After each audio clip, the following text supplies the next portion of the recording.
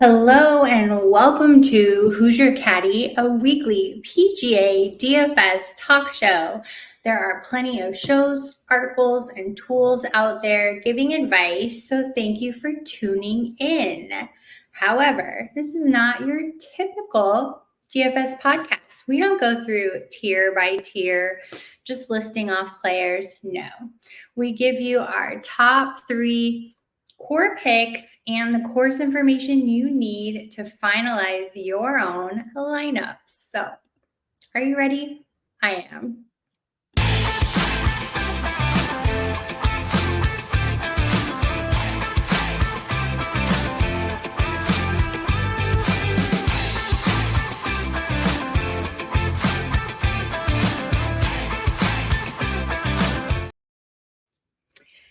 Hello again. Welcome back. On this episode of Who's Your Caddy, we are talking about the Open Championship. It's taking place in Scotland. It's going to be great. But before I get into all the details, let me bring in my bestie, Mr. Adam Hallas. What is that face? Hi. Oh. You didn't like my face? What was that face about? I was reading. Sometimes I make that face when I read. That's unfortunate. Yeah, it is. I don't read a lot, so. Excuse me if I'm like getting a sweaty glow. I have lighting in here because it's a studio, but also I don't think the air is running, so excuse that. But also, excuse my picks from last week because, ew. You did pretty great, though. Let's just smooth right over my... Yeah, Rico Hoey and Davis Thompson, or Pearson Coody, sorry, that was the week before. Rico Hoey and Pearson Coody, neck for neck for most of the weekend, and then get to the playoff and choke. But... had you had them two in most of your lineups, you would have done good. My other guy did not do so well. It's always that third pick. Neil Shipley was the week before, and I forget who was the week last week. But either case, didn't work out so well. But anyway, so 2 weeks in a row, almost the champion and the runner-up. Almost. Almost. Let's see what happens this week. 50 points, though. Yeah. And that's what matters at the end of the day. Does it? It does. And I'm living proof because I know I mentioned my FSGA tournament league every week or so. I am tied for first. I am in the finals. I won my semifinal. I'm in the finals against the other first place person. They have more points than me, so I'm technically second, I guess. And this crew has been the most random group of golfers ever, and they just keep bringing in the points. So they're not winning, but they're bringing in the points and not getting cut, and it's keeping me alive all season long. Well, that's good. That's all we need is points. Make the cut, make some points. That's half the battle. That is more than half the battle. That is 2 quarters. When you look at people, you know, quarters is 1/2. Cool. What? I said it's more than half the battle. It's 2 quarters of the battle, which is 1/2. So my math is not mathing. 2 quarters. Okay. Carry the 1. Yeah, we're good. Oh man. Well, so let's move on. Let's move on. Yeah. This week we are traveling to Scotland to the Royal Troon Golf Club. The tournament, Adam, I'm sure you're aware, hasn't been played there since 2016. And that was when the Swedish Henrik Stenson defeated the American Phil Mickelson by 3 strokes, and that was his first and only major title for Henrik Stenson. Also, the weather is going to be pretty gross. From everything I've read, cold, wet, windy, and Golf Monthly called it, I had to quote it because it was pretty great, called it unsettled and changeable weather. So looks like meteorologists have just given up on trying Well, it was to like figure that last week. Yeah. They're like, I quit. Unsettled. But what else do we need to know this week about the tournament, about Royal Troon Golf Club? Lay it on us. Yeah, so let's get into it. So Royal Troon, as you said, is located in Scotland, and it is one of the most picturesque, iconic, challenging courses that players will play. It is an old course built in 1878. Obviously, it has rich history being built that far back. It has been home to the Open Championship multiple times. But there are a few things here that make it characteristic. The deep pop bunkers, the winds that you talked about, and some of the native area on the sides of the fairway kind of make it a very tough course. So let's get into it. Royal Troon features 2 courses, the Old Course and the Portland course. The Old Course used for the Open is the one that's famous, measures about 7,200 yards, par 71. Outward 9 plays along the coast, presenting a tough challenge with the winds that, again, you talked about. It's Scottish. It's Scotland. There's going to be windy.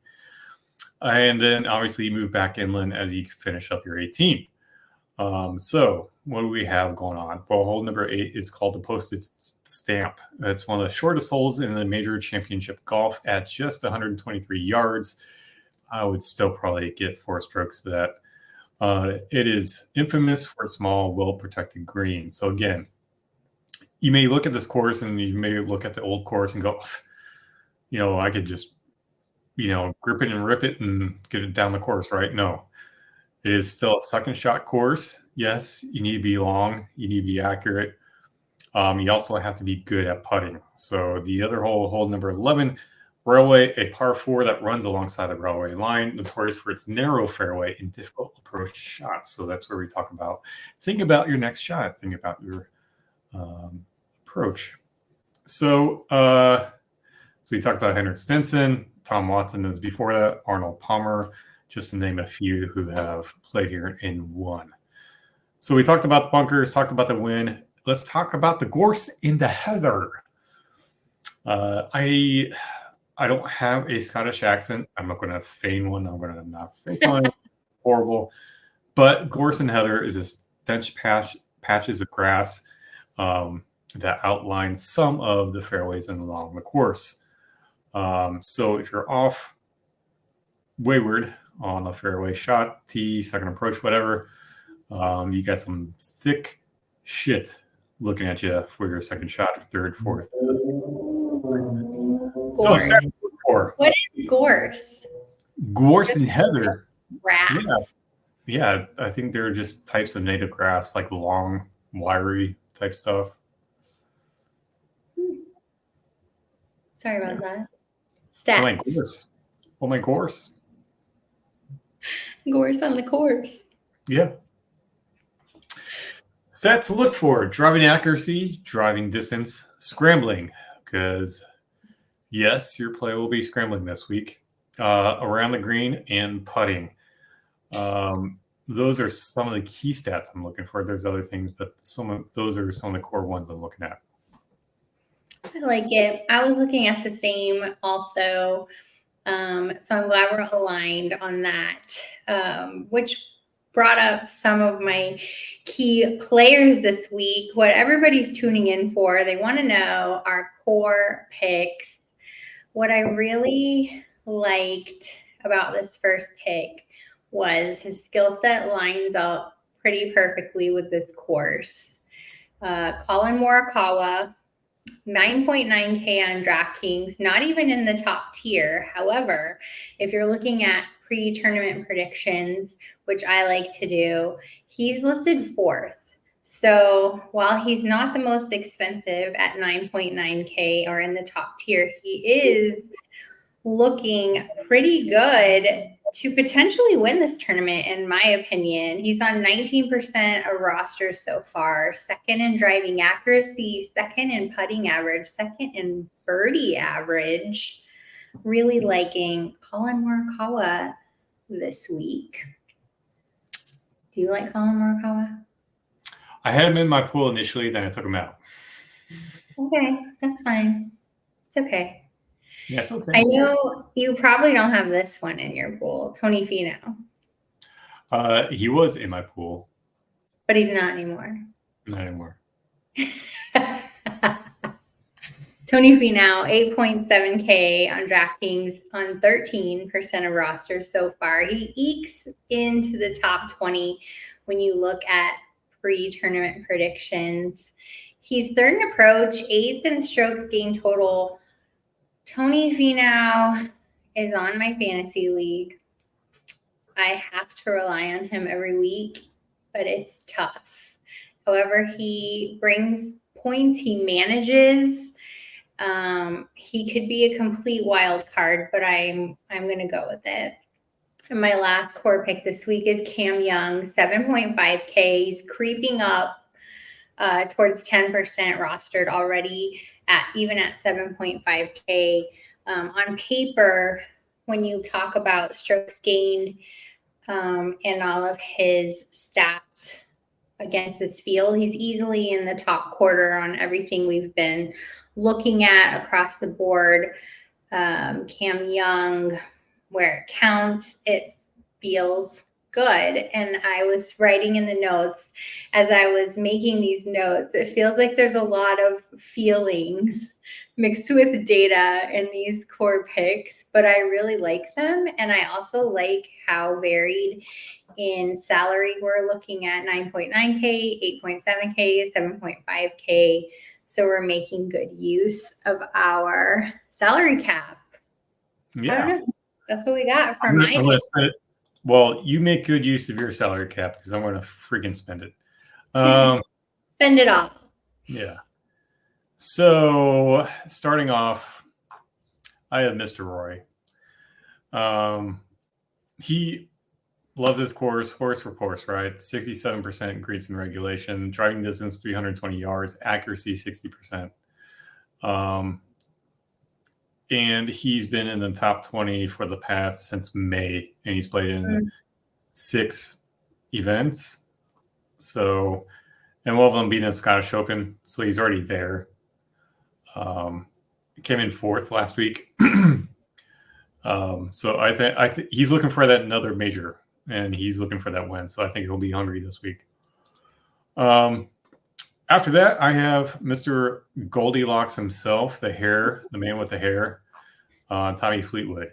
299, not a super bomber off the tee, but his driving accuracy is at 70%, and he's got 68% greens in regulation. Does well in windy conditions, and we talked about the wind. And so he typically does well here. Last year, he came in 10th. He came in 34th last week, which, whatever. I'll have to say this. I was watching it, and I've never seen so many people miss 5 to 4 footers. And he just did not putt well last week. It was the only thing that he did not gain strokes on.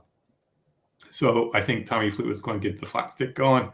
I think he'll be just fine. Next up, after him, I have Shorty McShorty, Brian Harman.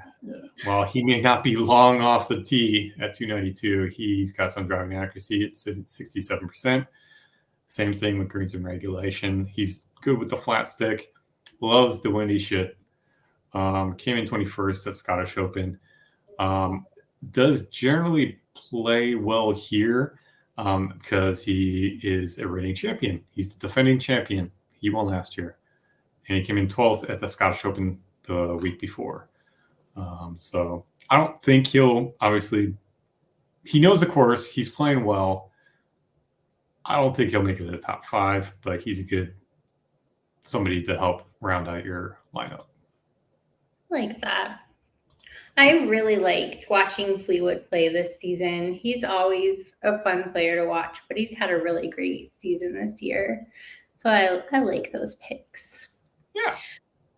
I picked a WTF. It was actually really hard, but I went with Jason Day as my WTF pick this week, and it's not our normal WTF. Usually we go like in the Wayback Machine and pick somebody that's a veteran or perhaps somebody who we've not talked about in a while.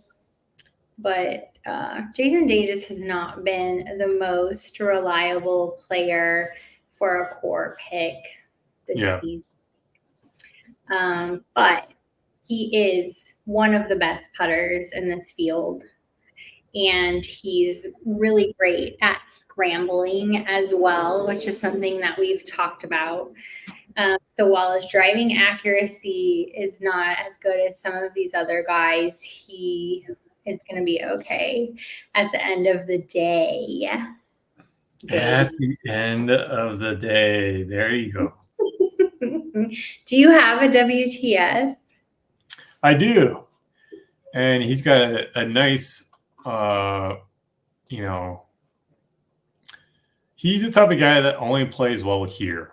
Everything else is shit. But he came in 8th last year. He came in 39th this year at the Scottish Open. His name is Shubhankar Sharma.